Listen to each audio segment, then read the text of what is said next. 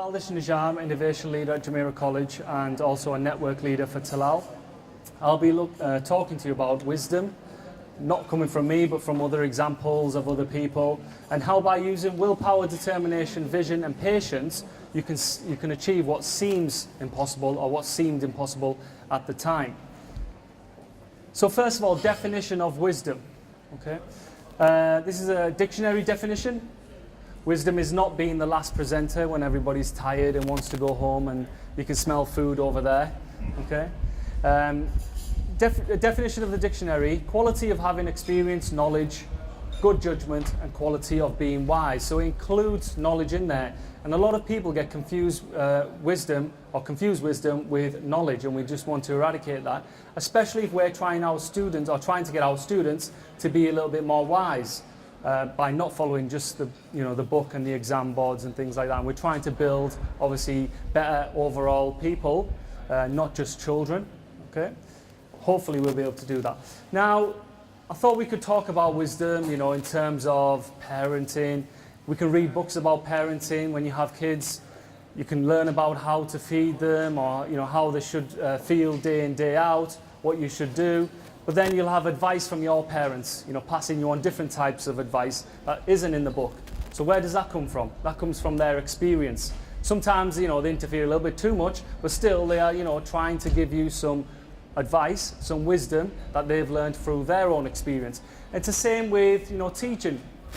You go onto courses, you will, learn how to do something to the exam board, or you will learn how to be a better leader, but it's only through actual experience that you're able to, learn and apply things that work for you and your school and wherever you're at that point in life.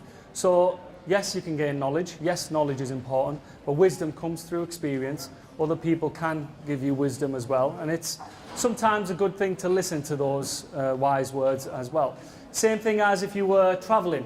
You can read up about reviews, where people have traveled to, how they felt about that place, what you should do, what you shouldn't do. But if you go to somebody that actually has lived there all their life, they will give you different advice, and they'll say, no, it's not as bad as this, or you shouldn't go and see this, and so on and so on. So wisdom and knowledge, slightly different.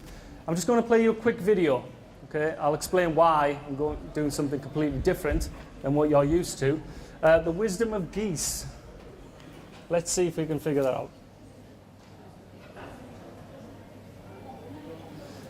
Excuse the dramatic music.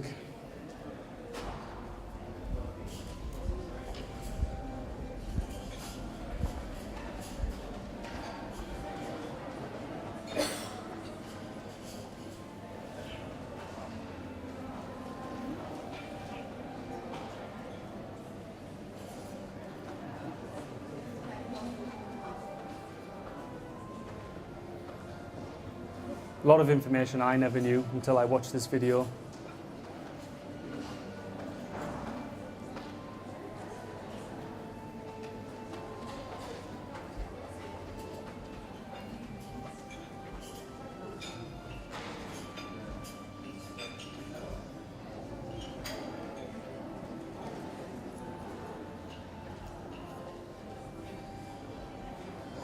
Okay, there is probably a whole series on this, but we're only going to watch just a minute. So the reason I try to choose, when I'm trying to introduce a different topic, something that you probably don't know or are aware of, because it gets people to think about, something completely out of their comfort zone, or something they would never even research themselves, and it allows us for conversation, having different discussions that you normally wouldn't have. We're not going to go into that much detail about geese today, but I would like just a show of hands, okay, because we are running out of time, so I need to make it quick. If you think it's knowledge or wisdom, so each of these questions, so I'd like everybody to be involved, and we can get this, quickly and done if you are a part of this. Knowing how to fly, so the birds knowing how to fly. Put your hands up if you think that is knowledge. Put your hands up if you think that is wisdom. Put your hand up if you're unsure. Nobody's putting their hands up. What do you think? Knowledge? Exactly, thank you. Exactly. Thank you for contributing. So it is knowledge, right? Learning something, knowing how to do it, that is knowledge. Knowing how to catch food. Who thinks it's wisdom? You think it's wisdom? Because you learn it from parents. Okay. So it's something you learn. So Okay. it's experience. Okay. Experience, learning how to. What about knowing how to catch it, or knowing how to catch it and when to catch it? What do you think the difference is? When to catch it is experience. Okay. So that's more wisdom. What about knowing I can go there and how to catch it? Knowledge. Okay. So it's about having those conversations, trying to get the difference between knowledge, all right, and wisdom. So knowing how to catch it, learning it, is more of the knowledge side. But when to catch it, when there's danger, when there's not danger, is more about wisdom. Gathering as a flock to make flying more efficient. Anyone think that's knowledge? Wisdom? Yeah. And how does that come about? Do you just learn that? Okay. So it's through experience. Okay. So they know how to fly, right? They know how to fly. They've probably tried this hundreds of thousands of times before they got it right. Okay. We're meant to be intelligent beings, and then these, small birds are able to figure out when to fly, how to fly, when's the best time, how to make it more efficient. Okay. And that's not, that hasn't happened over time. They all knew how to fly. But to make it efficient has took time, has took practice, has took failure in order to get there. And then knowing the time of year to migrate, is that knowledge or wisdom? Do you think it's wisdom? Anyone think it's knowledge? You think it's knowledge? Why? It's something which they know that they have inhabited about the seasonal. Okay. How did they inhabit that? So their knowledge is, I know how to get to from A to B, okay? But they had to try. They had to try many times, many days, many months before they figured out when, okay? So the knowledge was there, but they weren't aware of when to do it, how to do it. Anyway, we talked enough about geese, but that was just part of, okay, just understanding wisdom and knowledge. We won't go through this, hands up, etc., but just relating it more to something we can understand. So knowledge or wisdom, answering exam questions, that comes through knowledge, right? Creating a solution to a real world problem. What do you think? Wisdom? Why is it wisdom? You already know the exam. Yeah. The experience it. Yeah, exactly. Yeah. What they might face when the solution is. What happens when you're trying to build solutions? What will you come across? A lot of obstacles. Oh, this will Exactly. So you'll have the knowledge, maybe, this is the problem. I think I know how to create the solution. But until I try it and fail and try again, okay, I will build that wisdom and then pass that wisdom on, okay, to other students, etc. Making progress by learning from mistakes, that comes through wisdom. Leading by example and inspiring others, that's through wisdom. You can read about it, but until you actually act on it, it's not going to be anything more than knowledge. Okay. Impossible. So through vision, willpower, determination and patience, included in wisdom, we can achieve what would seem the impossible. So just going to play you another quick video of some quotes from Will Smith. So it's a little bit different this time.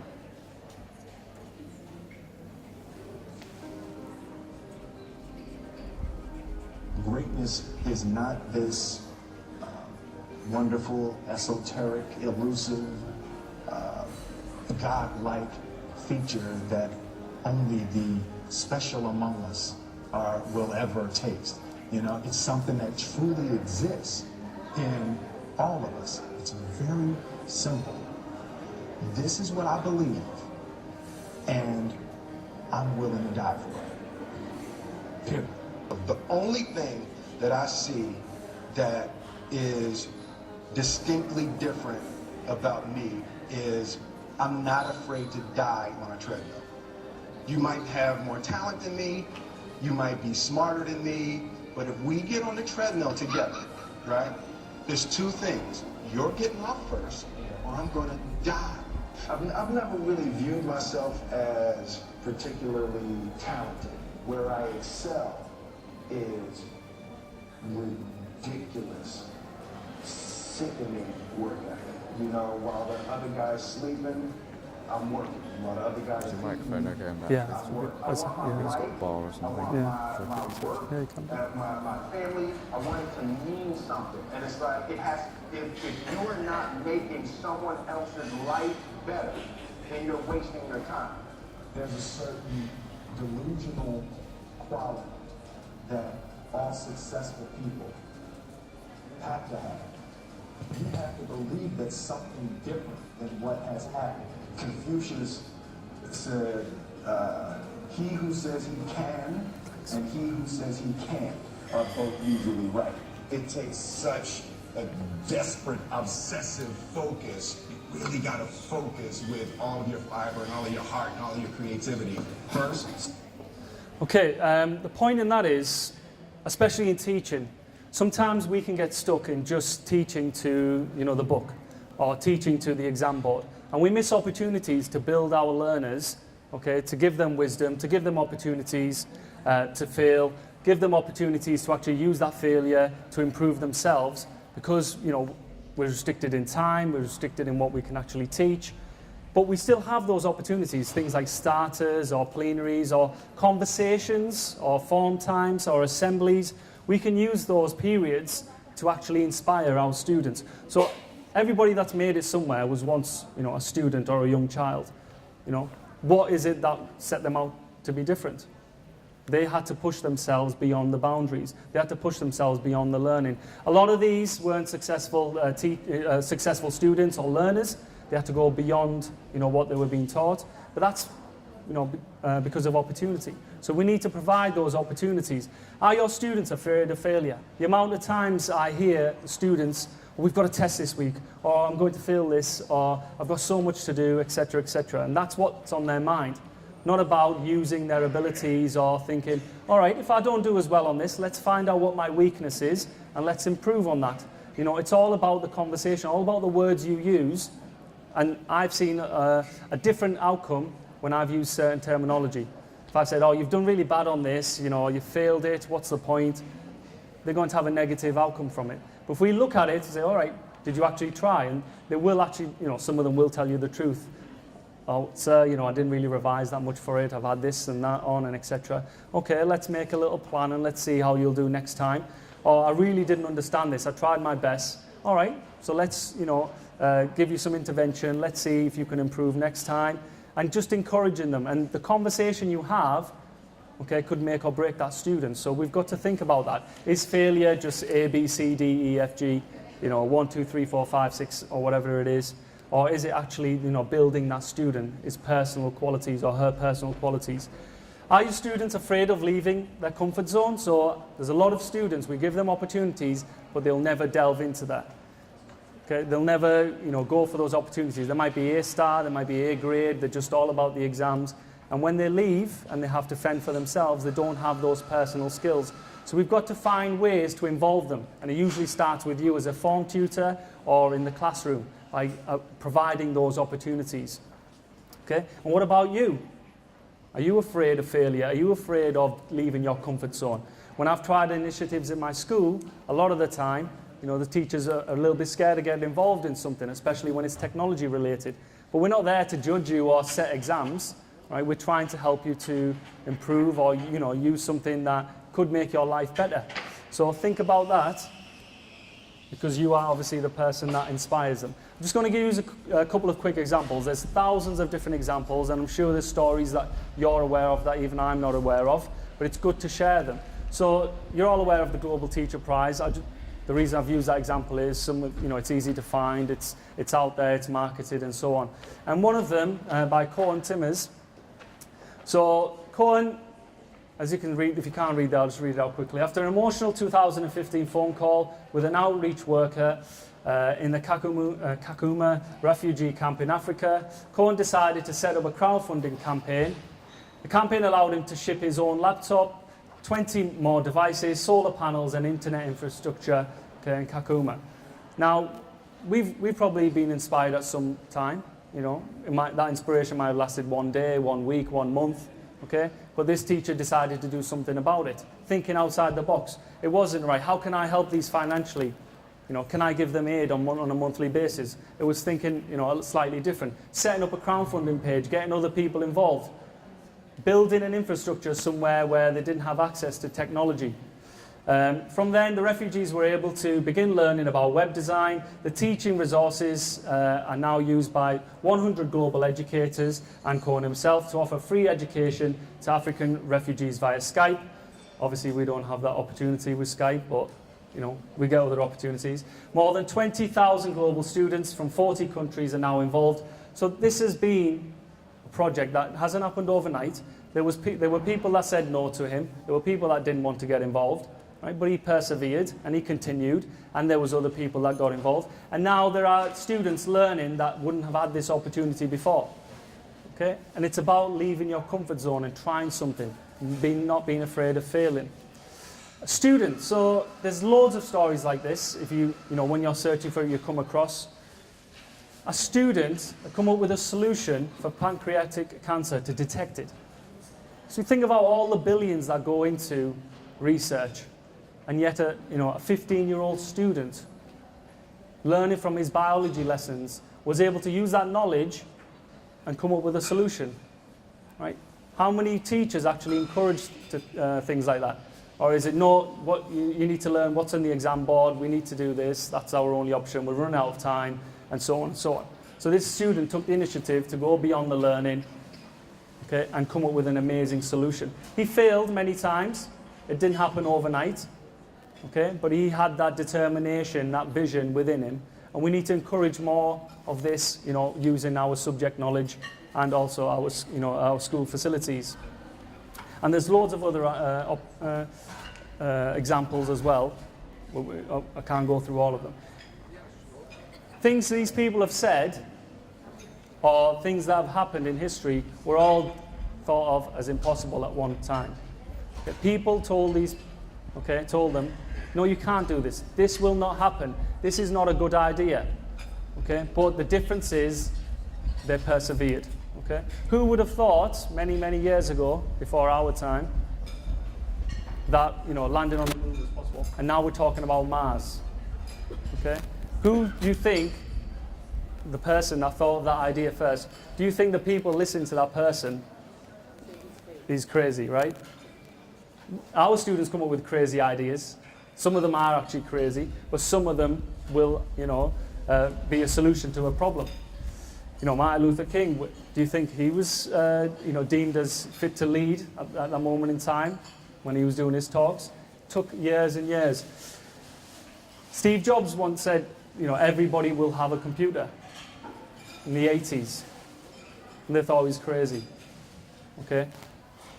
Everybody has a computer now, even beyond. Okay? There's a vision, the determination, the failure, continually failing. Okay? And Sheikh Mohammed has his vision as well, right? That we're part of that vision right now. People, being the #1 country in the world, come on, is that really possible? Well, we're a part of it. You're seeing it right now. It's going to take time, but that's the vision. I'd like you just to log into that quickly, and we're only going to keep this to a minute or two. So tinyurl.com/YDFJ RDXW. Okay? I'd like you just to post an example of an idea that was once considered impossible. I know we're getting hungry now, but we'll get through this quickly. So, an idea that was once considered impossible. Just click on a post-it note when this loads up. Hopefully you have enough battery left after today. And just reply. Something at some time was considered. It might be something personal to you. It might be something personal to your school. No homework, no marking. Considered impossible, right? But any idea, anything that you can think of. Does someone want to share an idea? Something that was once considered impossible. Flying cars, okay. We've seen an example of that already. What about previously, 20 years ago, 30 years ago, 40 years ago? Any example of something that was considered impossible when you were young adults? Okay, social media connectivity across the world, something like, you know, that Skype is offering, or any voice over internet protocol. Do you think you'd be, you know, 30 years ago, you're thinking, I can talk to somebody instantly across the globe? All these ideas were considered impossible at some time. Okay, but somebody had to find the solution. Okay. We won't discuss through this because obviously we've got cut down time. But if all things and opportunities were equal for every student, why would some students still be more successful than others? If we took away, okay, anything that was a negative to those students, you know, in terms of learning, in terms of finance, why do you think still there would be a variation in results, and also how they would use their knowledge outside of the curriculum? Why would there still be a variation, even though everything is equal? Because it depends on the drive. Exactly. Has a different Okay. Every student has a different drive. Exactly. Anything else? Yeah, their determination, their drive. Yeah. Settings, different experiences. Yeah, different experiences, their own personal experiences, the cultural effect. Okay, if I went to my parents, you know, when I was younger and I said, you know, I want to do something that's away from education, what looks would I have got? All right? Even though everything is equal, okay? So there have been experiments on this where it's only been small experiments where the students were given every single opportunity, financial aid, etc. Okay, and they were given the same opportunities, yet there were different results. Right? Their motivations of using those opportunities were different. Okay, but some students were able to be turned around because of their teachers or guardians or parents giving them the inspiration that they need or giving them the opportunities that they need. How can you help or develop? So this is something I've been personally focused on over the last year, consciously trying to, you know, change my attitude towards lessons, towards extracurricular activities, and trying just to be a little bit more inspirational, okay, and actually focusing on that. So one thing that we focused on was real-world opportunities and real-world examples. So again, we buy resources or you build resources that fits the curriculum, right? We have to because they have to sit an exam. However, the tasks that I do don't have to be set, okay, how the exam board wants or how the curriculum that we've purchased, you know, states. And we try and use real-world examples as much as possible. And then that filtered out and we started doing learning walks where we said, right, this week, when we come in, we want to see real-world relationships between what you're teaching, okay, and what is actually happening in the world. Not things from 10 years ago. You know, I don't talk about floppy disks and etc. anymore. I've had to upgrade. Okay? But real-world examples is so powerful because the students, you know, currently have the ideas of what's going on right now, not what happened 5 years ago or what happened in our time. And that's a very, very easy change to make. You know, when you're doing that starter activity or when you're doing a task, just relate it to something that is current, relate it to something that is actually happening in your subject or your subject can be used in the real world. How many times do you hear a student saying, well, I don't need this, what's this used for? But try and relate it to something that actually exists, okay, and you'll start to win some of them over. The opportunities, obviously, you know, extracurricular opportunities are very, very important in this, but giving them, you know, many different examples instead of just having, you know, the top-end students doing tasks or, you know, the best ones can go and experience a trip or something like that. You know, try and be inclusive, not exclusive in terms of your opportunities. So we have a student leadership program, the SSAT, which some of you might be aware of, and that is inclusive. So it's not inclusive to sports leaders or student council. We have students achieving that do no leadership, right? They're very quiet. But they've been involved with this because they're able to use their own personal experiences. And if you haven't looked into it, I would recommend it. It's just something that they're able to achieve and say, I've, you know, achieved this in 10 different strands. And these are students that normally wouldn't apply for any leadership roles. So you need to try and be inclusive. And there's some amazing things you find out about these students that you wouldn't be aware of unless you gave them these opportunities. Okay? Failure is part of progress. Okay? It's the wording, it's the way you inspire them. Right? Tell those students, and this is something, you know, unfortunately where the time of the day and the lesson time is a bit rigid. So we have 55 minutes. So every student is expected to learn up to a certain point in those 55 minutes. That does not happen. And the students need to be aware of that as well. And that's something I actually tell them. Right? So that student's achieved an A star. I know you have the ability, even though you only got a B in this, you just need to spend a little bit more time. I'm the same as well. I'd give them my examples from university. I have friends that achieved, you know, way beyond than I could in the same amount of time. I just had to work harder. Okay?